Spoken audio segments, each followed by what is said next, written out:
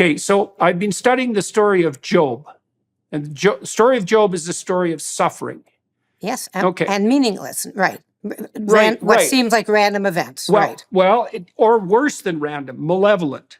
Malevolent, that's Right, right. so worse than random. Okay, so this is how the story sets itself up. So we're told at the beginning of the story that Job is a good man. And we have the testimony of God himself on Job's account. And so God is up in heaven, bragging away, so to speak, about how good Job is. And his sons come to observe, and one of whom is Satan. And Satan says, I don't think Job's that good. I think he's just fortunate. And God says, no, I think he's good. And Satan says, why don't you let me have a crack at him and we'll see if he's good. And so God says, yeah, okay, do your worst. And in consequence, and that's the malevolent element, let's say, at least the arbitrary element, but perhaps the malevolent element, Job loses everything that he's worked for, virtually everything he works for. He loses much of his family. He becomes very ill, and not just ill, but ill in a way that's disfiguring and shameful. And then his friends come along, and tell him that, well, if he had been a better guy, none of this would have happened. So really, it's his fault. And then Job has a response, and this is why I'm bringing up this story. Job's response is to insist that despite proximal evidence, it's a requirement to maintain faith in the essential goodness of the individual, especially an individual who's been conducting himself ethically, which Job has been, by his own testimony, by God's testimony. We know Job is a good man. And Job's wife tells him when she observes his suffering, she says, there's nothing left for you to do but shake your fist at God, curse him, and die. And Job says instead, and he insists this to his friends, he refuses to lose faith in his essential goodness, and he also refuses to lose faith in the essential goodness of God.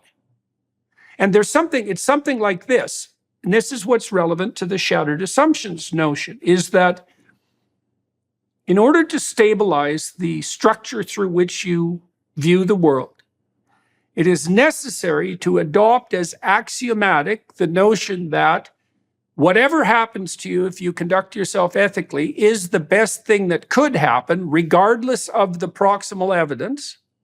And also, it's necessary for you not to lose faith in the essential goodness of being itself. And those are religious proclamations, right? They're proclamations of a kind of religious faith. Right. That's right. Well, and it seems to me too and tall orders at that, right? Oh God, the tallest. In fact, the tallest of orders. Exactly. Because, well, it's interesting, because the book of Job is one of the books that really sets the stage in the biblical corpus for the story of the crucifixion, right? Because the crucifixion story is the story of Job expanded even more thoroughly. Right. Now, these shattered assumptions that you describe, they seem to me to be identical to axioms of faith, conceptually speaking.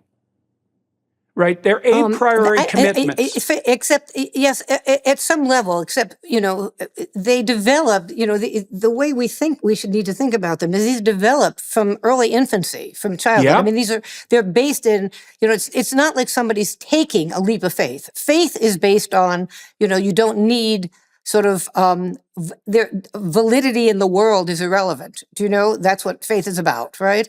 Things don't have to, there's no proof, right? You take a leap, an act of faith. These are fundamental beliefs based on experience. They're not just, sort of pie in the sky. They're not things that, I want to believe that. These are not desires. They're based on, let's say, the infant who is getting good enough parenting, not great parenting, good enough parenting, realizes the world is predictable. The child cries, the mother, the father come and help. The world becomes meaningful, becomes benevolent. It's good world. I'm getting fed. I must be worth something. I mean, these are very, rudimentary kind of beliefs, but it starts there and it builds. And, what comes first obviously gets confirmed. I do think, though you were calling them naive, at one level, it's what allows us to wake up in the morning and approach the day. Okay. Yeah, And assuming our and the fact- assumptions haven't been shattered. that haven't been shattered. That's right. But even if they have been shattered, what is also important to recognize is people that started with these positive assumptions actually do better in coping with the shattered beliefs because they actually have something to kind of move back to. Okay. If you start with very negative beliefs about the world, if you start with, you are going to be more prone to possibly a realistic view of the world being bad, if that's what, when bad things do happen in the world, right? To good people, right? Bad things happen to good people. Then nevertheless, you are going to be more prone to depression and anxiety. Just, living in the world is harder. So some of these, what seem like illusory beliefs are what allow us to be, you talked about motivation. It allows us to be motivated on a daily basis to function and operate and, love and care. And, so I do think, and they have long-term consequences when bad things happen. Because what happens after the shattering is people try to rebuild these assumptions. In the best cases, and by the way, most cases, not the cases that all go to psychologists and whatever. If you did huge community surveys, which we did, you find lots of people have gone through some really horrible things and don't necessarily go to a clinician. Now everybody goes to clinicians. 30, 40 years ago, that wasn't the case. People coped. They did well. No, they had people who cared around them. Their own sort of internal worlds allowed them to try to deal. One thing that I found that was fascinating, for example, is that self-blame was remarkably common after all of these things. Even when I did some work with people who are paraplegics or quadriplegics from being shot randomly on the street or truly random events. You and I would unquestionably call random for the victim. And these people would still engage in some self-blame. Now, why? It's not, and by the way, the only literature that talked about self-blame were rape victims, because everybody was blaming the women anyway, right? Which was, just because victims blame themselves doesn't mean they're blameworthy, okay? So why? Why blame? Why engage in this in ways that seem inappropriate given the true situation? It's because that allowed people to get some sense of control, to start believing the world isn't random, to start believing the world is not as bad as they thought, taking some of the blame on themselves. Now, the sad part of that is, of course, other people could then blame them more if they were blaming themselves, when that is not appropriate or legitimate. But what we do in terms of our own coping, I think, is really kind of fascinating. And that was something that was surprising to me, seeing all this self-blame. But there are lots of other ways people coped. They think of worst cases.